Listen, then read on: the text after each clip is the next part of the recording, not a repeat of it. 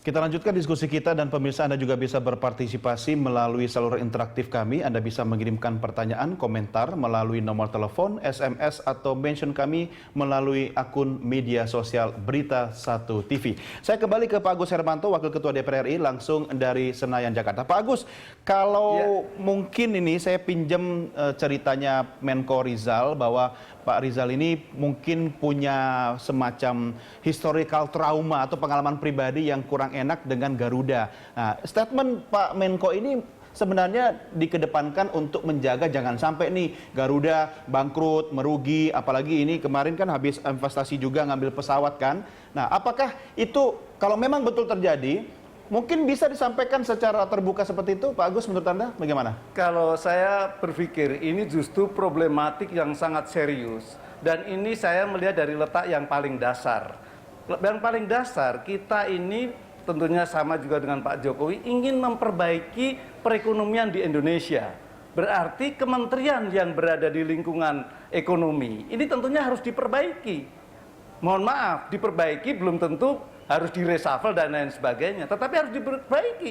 Tentunya misalkan tadi yang saya sampaikan, mulai dari Menteri Perdagangan, Perindustrian, Menteri BUMN, Menteri ESDM, juga kementerian-kementerian kelautan dan perikanan. Kita melihat saja sekarang misalnya bagaimana ekonomi kita ini akan cepat tumbuh kalau misalnya produksi ikan kita sekarang menurun drastis. Kenapa? Karena menurun drastis? Karena ada Capman, keputusan menteri yang melaksanakan masalah jaring daripada penangkapan ikan.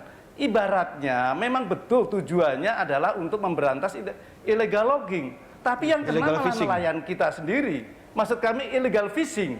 Tetapi yang kena malah nelayan kita sendiri. Nelayan kita nggak bisa melaut dan akhirnya produksi ikan kita menurun.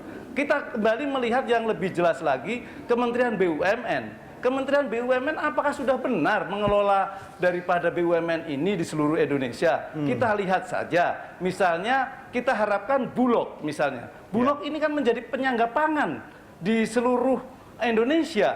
Karena memang misalnya terjadi kelangkaan pangan, kelihatan terjadi hal-hal yang lain mengenai pangan, Bulog bisa mengarah ke arah situ. Tetapi mana kalau Bulog dikelola dengan hal-hal yang tentunya kami melihat bahwa sesuatu direksinya, ini kan saya melihat bahwa pergantian direksi dan komisaris BUMN yang sampai saat ini dilaksanakan dengan Menteri BUMN ini, menurut saya ini kurang memenuhi kaidah-kaidah good corporate governance. Korbannya sudah banyak, misalnya Bulog.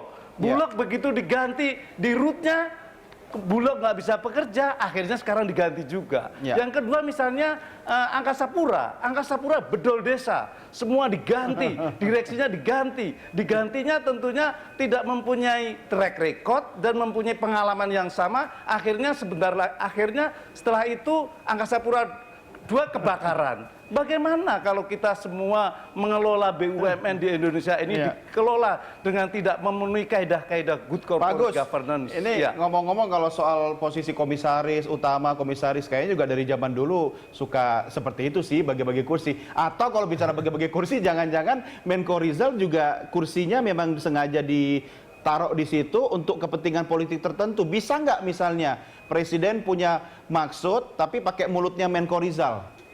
Maksud saya seperti ini, mau bagi-bagi kursi kayak mau apa, tetapi pada saat menaruh ataupun mengangkat seorang direksi ataupun presiden komisaris harus mempunyai pengalaman di bidangnya, harus mempunyai track record yang baik di bidangnya. Bagaimana kalau pengalamannya si A, kemudian pekerjaannya si B, bagaimana mau perform? Dan ini barangkali kalau dulu menurut saya jarang terjadi. Bahkan menurut saya yang diangkat barangkali mempunyai pengalaman yang ada di situ.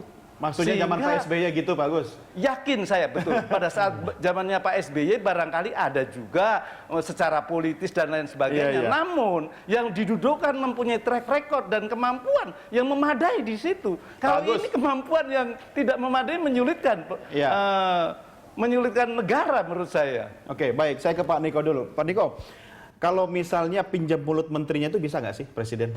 Ya, saya kira mungkin saja, karena begini, di dalam kabinet sekarang ini, terkadang menteri itu jauh lebih dipercaya, jauh lebih punya akses ke presiden daripada Menko-nya. Dan ini terjadi yang seperti kemarin itu. Terkadang menteri satu karena terlalu dekat dan segala macam bisa langsung lapor apa saja, tanpa koordinasi dulu, tanpa melapor dulu ke Menko-nya, sehingga kemudian memang itu menimbulkan hal-hal yang dalam hal komunikasi maupun dalam hal hubungan kerjasama. Kira-kira Presiden lebih percaya Menko Kemaritiman atau Menteri BUMN? Ya, saya kira itu presiden yang paling tahu. Tapi kalau kita lihat dari atau pakai histori, Menko untuk histori kerjasamanya, memang tentu histori kerjasama Pak Presiden jauh lebih lama dengan Menteri BUMN dibandingkan dengan Menko Kemaritiman, gitu kan. Nah, bahwa sekarang ini dengan munculnya beberapa nama baru di kabinet ini, pasti akan terjadi yang namanya saling berebut pengaruh. Ya kan? Riko, sebentar. Membaiknya komunikasi antara Presiden Joko Widodo dengan Ketua Umum PD Perjuangan Megawati Soekarno Putri, apakah ada kontribusi terhadap suara Menko Rizal yang cukup keras terhadap Menteri BUMN Rini, yang dulu sempat kita diskusikan ini termasuk orang yang menikam dari musuh dalam selimut. Ya, itu sangat mungkin juga karena kan pada akhirnya kemarin muncul juga kasak-kusuk siapa sebenarnya yang mensponsori atau yang mengendorse Menko Maritim ini, ya kan? Kan nggak mungkin kalau istilahnya tiba-tiba ini diambil gitu kan, nggak mungkin lah. Pasti ada yang mengendorse, ada yang memberikan approval dan segala macam. Nah, Tuku Umar. Ya, salah satunya mungkin karena sebagai partai terbesar tentu berkepentingan untuk membuat ekonomi dan juga pemerintahan ini berhasil, kan begitu. Tidak cukup itu, Pramono Anung juga masuk gitu. Nah, saya kira juga gitu. Nah, mungkin ini sebagai pemanasan, bisa saja pemanasan prelude menuju yang kemarin Pak Jokowi juga sampaikan babak kedua. Mungkin babak kedua ini dalam bentuk reposisi atau reshuffle. Banjir statement seperti ini dong nanti ke depannya. Nah, mudah-mudahan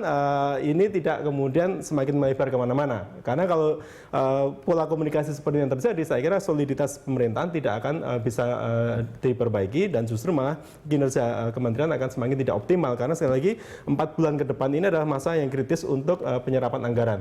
Kalau antara menteri dan menteri koordinatornya itu masih berantem, ada friksi, ada gesekan, ada perbedaan pandangan dan seterusnya, saya yakin nanti 4 bulan ke depan bisa jadi serapan anggaran jauh di bawah rencana, kemudian angka-angka ekonomi yang lainnya sekalian pasti akan lebih turun dibandingkan tahun sebelumnya, dan itu saya kira itu tidak bagus untuk Indonesia ke depan. Nah, saya kira dalam konteks ini Presiden harus segera mengambil sikap bahwa tidak ada yang namanya primus inter pares di kabinet. Biasanya kan begitu, kalau sudah ada kerumunan, ya kan, semua merasa, oh saya ini yang paling dipercaya, saya yang paling dipercaya, saya ini primusnya, gitu. Saya primusnya, Anda paresnya aja, Anda semua sama, tapi saya primusnya. Nah, ini yang nggak boleh. Jadi tetap ketegasan Presiden dalam hal ini? Harus, karena bagaimana dalam konstruksi pemerintahan sekarang ini tidak seperti itu, Pak Niko. Tapi konstruksi pemerintahan itu kan ada prosedurnya. Ini yang saya kira yang harus dipahami oleh semua pihak, terutama oleh Presiden dan juga menteri-menteri, bahwa koordinasi itu ada di Kementerian Koordinasi, ya kan? Kementerian Teknis itu menjalankan apa yang sudah diputuskan di dalam ruang koordinasi tersebut, dan kemudian ini dijaga semua berjalan oleh Presiden, kan begitu. Nah, ini yang saya kira harus dipahami oleh semua. Jadi Menteri BUMN juga jangan terlalu sensitif, ya kan? Menko Kemaritiman juga jangan terlalu ekspansif, gitu kan? Tapi kan nggak mungkin seorang Rizal Ramli, sekali Rizal Ramli kagak ngerti SOP-nya, job desk-nya, tugas Menko Kemaritiman. Ya, kalau masih kaget karena jadi menteri tiba-tiba kan bisa saja. Karena kan kita dengar hari sebelumnya masih tolak-menolak, gitu kan? Itu sangat mungkin masih terharu pada waktu itu, ya kan? Masih merasa terharu dengan jadi menteri, kan bisa aja. Jadi emangnya kalau Anda juga jadi menteri begitu? Ya, mudah-mudahan tidak. Gitu. Karena saya nggak tahu. Tapi intinya adalah begini, statement dari menteri, apalagi level menteri koordinator, memang seharusnya dijaga benar. Jadi seperti yang kemarin disampaikan oleh Menko Polhukam yang baru Luhut, itu saya kira sudah benar.